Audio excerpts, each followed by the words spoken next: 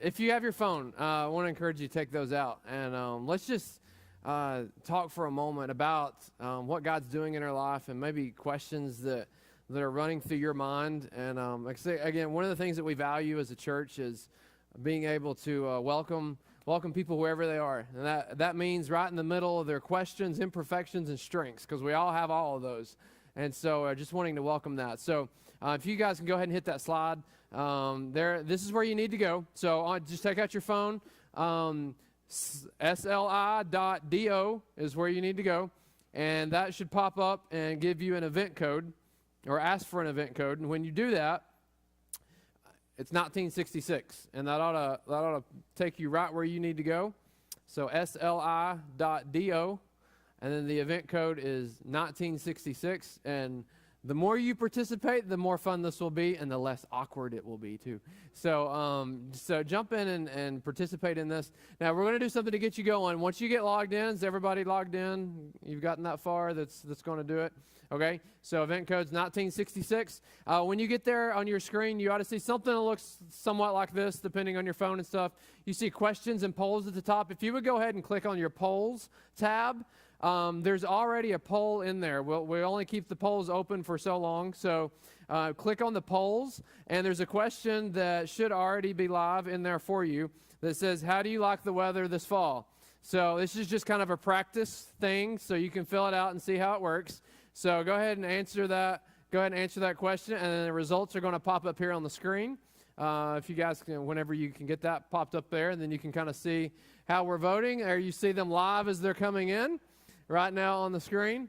So my favorite time of the year, I'm in that group. That's awesome. The Vols are catching up. Man, we're some depressed people. We got too much orange in our blood. No, if the Vols could just win a game, that'd be good. Nobody's ready for Christmas. Well, somebody is.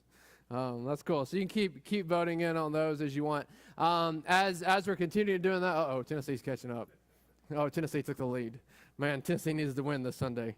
That's all right. So you can keep answering that. We'll keep that open for a couple more minutes. But if you click over on your questions tab, once you've answered that, this gives you an opportunity just to type in a question. And so you send a question in, and I'll answer a few of these. I can't answer every question that comes through. We just don't have time because we would get hungry and wouldn't be here till 1:30. But what I will do is, if you have a question that's related to speed, busyness, a previous sermon series, where are we headed in the church, this is open, game. And so what I will do is, if I don't answer it here, because I'm not the answer man for sure, I will answer the question, though, and I'll do that through the blog this week. I'll go back through, and whatever questions I don't get to, I'll answer them through the blog.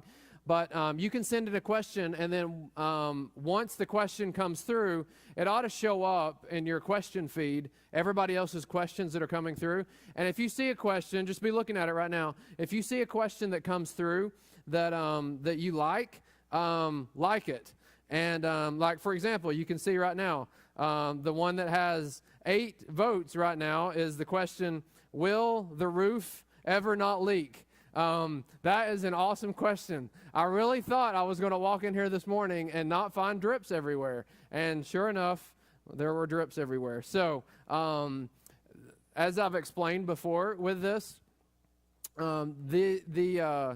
we lease this facility. So the maintenance and stuff on the facility is done by Ridenhour Properties. So they keep sending their people over to Band-Aid the roof, and their Band-Aids are just not working. So I have a meeting in the morning to talk about some stuff with them, and the roof is hot on that list. So we're supposed to be getting a brand new roof in October is what I've been told. So thank you for your patience with that. I know it's an eyesore, and it's a pain to deal with. So, but if you got questions, go ahead and push those questions through. So here's another one that's come through. How can I tell if I'm slowing down appropriately or just being lazy? That's a good question. How can I tell if I'm slowing down appropriately or just being lazy? I would say when you think about that, there's the tension, and that's what we've been talking about, this tension between doing and resting. And so I think if you're feeling the tension, that's a good thing. Like, because you're wrestling with that, you're trying to figure that out. That's a good thing. But I would say, we look at God and we see that God worked and he did what he did, and then he also rested. So I would say this: are there those things that that God is prompting you to do and you're neglecting? Are there those things that God's prompting you to do and you're neglecting? That could be a thing to get you thinking about, am I just being lazy or am I slowing down? You have to differentiate between, is this something God's want me to do, or is this pressure I'm feeling from somebody else? But to wrestle with that tension. In James chapter 4, I think it is, it says that if you know what you ought to do and you don't do it, that is sin. A lot of times when we talk about sins of commission, like things that we do, like go out and get drunk, I committed a sin. We don't talk a lot, though, about sins of omission. It's the things that we know we should do, but we don't do. So just wrestle with that tension. It's a good thing to feel that tension, but if God's clearly put something on your heart and you're just not doing that, then that may be a sign that you're maybe being lazy rather than resting. So we got another poll question going for you. If you click on polls, the hardest part of slowing down is... And there's some responses coming through on that one. So if you're on the questions tab and you want to switch back over to the polls tab, you can answer this question. These are just some things we've hit on during this series, so we can kind of see what everybody else is wrestling through. That saying no thing is hard, isn't it? That is, even if you didn't mark that one as kind of your top one, that's a hard one to wrestle with. Is the saying no to the good things, so you can say yes to the great things. And that's where it gets hard, right? Because it's not hard to say no to the bad things. I mean, like, you know what the bad things are, and I'm going to say no to those. But it's differentiating between what are those good things and then what are those great things. How can I pursue those great things? But great feedback and responses. That one seems to be going over well. All right, so let's look at some of these other questions that are coming in. Oh, y'all got to put some more questions through here. Go Vols, hopefully. Here's another question. When will we start having coffee again? I'm asleep. Okay. All right. When will we start having coffee again? So here's the thought. I've been getting that question. That's a great question. And here's what I've been telling people. I'm just waiting on some people to step up and say, I'll be in charge of it. So if you're interested in having coffee, I would love to do it. I think it'd be a great piece to add to our Sunday morning environment. Encourage people to get here a little earlier, connect around coffee and some refreshments. That is in the works, and I've got a few people that have said, hey, I'll do that. But here's what we need to make that happen, because we got to share the responsibility.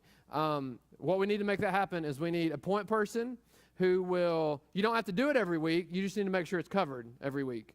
So we need a point person, and then we need at least 3 to 4 volunteers that'll say, hey, once a week, or once a month, I'll take care of it. So if we get 4 or 5 people that'll say, hey, I'm on board for that, then we can start doing it. I'd love to start doing it in November. So that's kind of my goal, and I've started approaching a few people behind the scenes. But if you're interested in that, that's all we're waiting on. I'd love to do it. I think it'll be a great thing to add back in. We're going to keep it simple. We're not going to go crazy with it, but we'll have coffee and some light refreshments, and that'd be a great way to connect before and after the service. So all we need is just a few people that'll step up and say, hey, I'm on board. And the more people we get to do that, then the less you have to do it. Throughout the month or over the course of 2 months. It'd be great if we had about 7 or 8 people, and then you just did it once every 2 months. So we've already got all the equipment, as many of you know. We've still got all that stuff in place. So if you're interested in that, let me know. Either send me an email, send a text. I'd love to connect with you and get you going on that. So I'm just scrolling through these.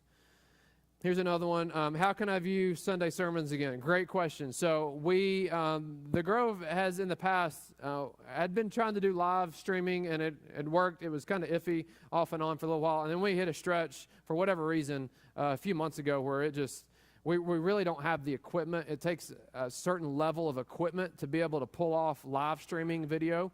So we stepped back and I asked, we talked about the question of, okay, what's the win with the video? And the win is we want to make sure that the service, at least the sermon portion, is getting out there. So for two reasons. For people who are maybe interested in visiting our church, they can kind of pick up on our style and what it's like. But also, if you are regular with the Grove and you miss, or you just want to go back and hear it again, we want to make sure we have a good quality video out there for you to do that.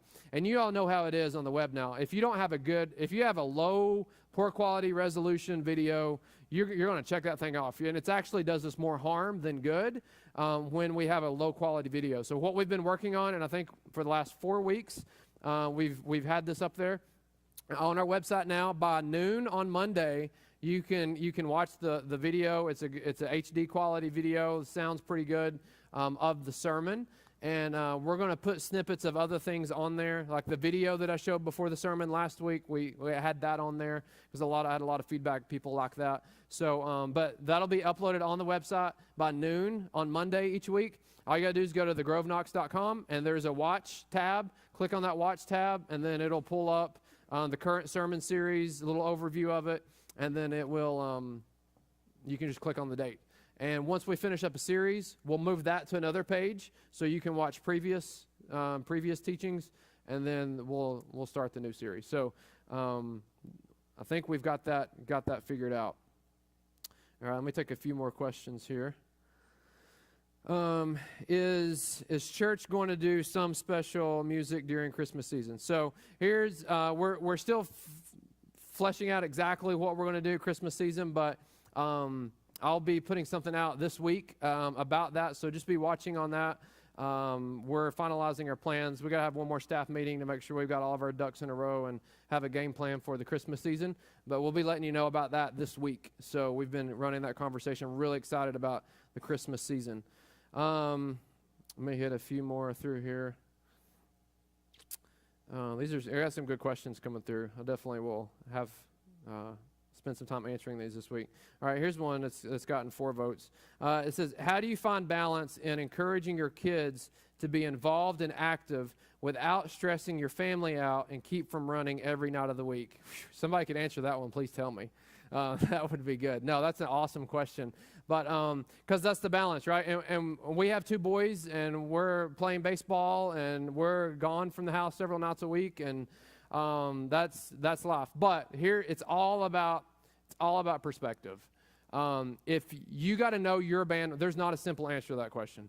You've got to know your bandwidth as a family, and I would say when you reach that tipping point of when you're doing what you're doing and you're stressed, you're doing too much. When you're doing what you're doing and you're stressed, you're doing too much somewhere. You got to know your bandwidth as a family, and that can change from season to season. And this season, because of maybe your job and your spouse's job or what the kids have going on at school, maybe right now you can take on a little more. You can be a little more involved. But that may change after the new year. So I think one of the things that this is, I think, at least what we found in our family, where we mess up with this speed stuff is we don't reassess our situation. We lock in and say, this is what we're doing, and for the next 5 years, I'm going to keep doing it. But circumstances change. So we got to live more of our life in pencil than pen, I think, if that makes sense. You got to be willing to readjust because circumstances change, jobs change. The most important thing is you've got to find your rhythm as a family. I could walk you through and tell you what we do as a family and how that works, but we've had to find what our tipping point is. And when we're on edge and we're stressful and we're snapping at each other, getting out the door every time we're going somewhere, we're doing too much. And we got to step back and say we've got too much on our plate. But when we can do what we're doing joyfully, then you can take on the vantage point of, hey, if I'm at the ballpark every night of the week or several nights a week, hey, I'm around people that maybe they're my people. Maybe I can get to know these people, build a relationship with them. That's not a bad thing. Maybe you need to go through a season of just hanging out in your neighborhood, getting to know your neighbors, clearing off your schedule. So I don't know. It's different, but I would say look at your stress level. That can give you an indicator as to maybe if you're too busy. That's a tough one though. It's just, but you gotta own your rhythm. Gotta own your rhythm. All right. So let's look at the polls. Let's go switch back over to the polls. I'll hit a couple more questions. There's another poll question in here. What is your main takeaway from the Speed Trap series? Let's go ahead and activate that one if it's activated. And what is your main takeaway from the Speed Trap series? And that's just kind of an open-ended question. There's not really it's not a multiple choice one, so you can just put some stuff in there. Let me hit a few more of these in here. What is the single most practical thing someone can do to slow down? This is going to sound like I'm putting something else on your plate, but I truly, this comes from personal experience. And this is not just because, I'm not saying this just because I'm a pastor. Pray and read your Bible. Seriously, there is something about, if you will, it's so much bigger than praying and reading your Bible. You have to understand that. If it's just praying and reading your Bible, then that's not going to help you. But if it's a heart thing that you want to do it, there's something about carving out time to be with Jesus that just reshapes your perspective. And when you're busy, you don't feel as busy. And it's a spiritual thing that the Holy Spirit does within you. And I would say, as far as practical, what's something you could start doing tomorrow or today that would help you, carve out, and don't feel like you got to read 16 chapters. You don't have to read through the Bible in a year. None of that kind of stuff. If you do that, that's fine. But just spending a few minutes in prayer and asking God to give you perspective for the day and keep you in tune with Him. Just some of those little steps, having those little conversations with God. Because what you're doing in those moments is you're choosing to surrender your will before God. And that's where the power comes in. If you just view it as this is my religious thing that I got to do because I feel guilty because I haven't read my Bible, that's not really going to help you that much. But if it's coming from your heart and you want to connect with God, like I talked about this morning, that's the single quickest, most practical thing that we can do. So there's some great questions in here, and I will process through. Trying to see the ones that are getting the most likes. Here's a question: are we ever going back to 2 services? I like the earlier service because it fits in my schedule, but that's a great question. And so here's the logic and the thought process behind 2 services. When you get to 2 services, you ideally you want to be maxing out 1 service before you go to 2, because what happens is you get spread too thin, and then you have one that has very few people in it, and that takes on its own feel and environment and atmosphere. And so the idea is that we focus on let's get really good at doing 1 service. Let's pack this place out. Let's be inviting your friends and your family members and your coworkers and your neighbors. And then you go to 2 out of necessity, because we always want to be creating more room for people to come. And so, you look around, we're about 50% full probably in here this morning, and which is not bad considering it's fall break and there's a lot of people gone. But, once we start pushing, 70% maxed out in here, then we start thinking about going to 2 services, because we always want to make room for people to come.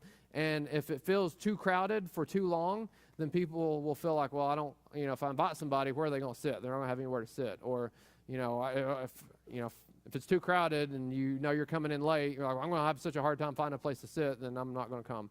So we don't want to create that mindset. So we want to go to 2 out of necessity. And I know it's hard to find that time that works well for everybody, but the 10:30 was kind of an in-between between the 2. So that's kind of the best approach at the moment. But I'd love to see us grow, and I think we will. If we put this stuff into place that we're talking about and just let God lead us, we'll do that. All right. Let me hit. I'll answer the ones that I didn't answer through the blog, but let me hit this last one because it's noon. And who keeps us safe? How is our security handled? Any chance of law enforcement helping us out out of the parking lot? So we have a security person every week, if you're not aware of this, who it's typically Mr. Terry. and if you're interested in jumping in, we'd love to add a few more people to that team. That would be awesome. We have a couple others that'll jump in and help. But we do have someone who is out and about, just kind of watching over the areas. Once the kids get in their classes, those external doors are supposed to be locked, so that people from the outside can't get into those doors in our kids area over here.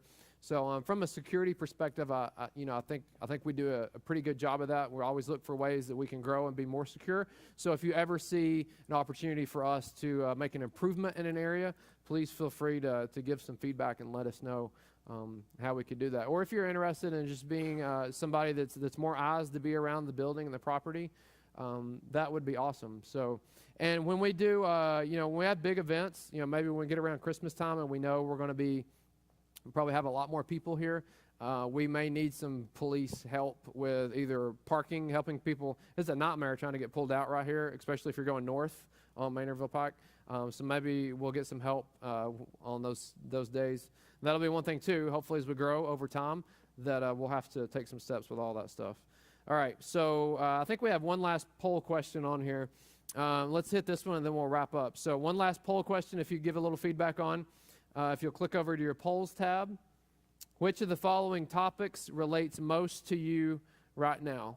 If you would give some feedback on this one: fear, worry, regret/shame, forgiveness, either giving it or receiving it, and then patience/timing. If you give some feedback on that, our next teaching series that we'll jump into, starting on the 22nd. Is going to deal with these topics. It's going to be called Graves and Masquerades. We're going to be talking about those things that just throw us in a pit of despair, or those masks that we tend to wear and hide behind. And how do we find Jesus and his light in the middle of the darkness? And these are things that just leave us feeling dark, whether we're talking about fear or regrets or forgiveness. These are things that just create a sense of darkness sometimes in our life. So thank you all for participating, and thank you for giving some feedback. Was this good? Good to interact a little bit? So, all right. My plan is to do this about once a month. So now you've experienced the green room and you survived, and you'll be out of here at noon. So you kind of know how this will work, and you'll be more prepared next time. Come in and ask questions, and just be looking at the blog. It usually comes through social media or through Facebook and Twitter. I'll answer the rest of the questions this week. And as always, if you ever need time just to sit down and talk, I would love to do that. And I'll make time to get with you, whether that's over breakfast, lunch, coffee, dinner, something in between, whatever. So I want to be here for you to encourage you however I can. All right. Y'all have a great rest of the day. Enjoy the rain today.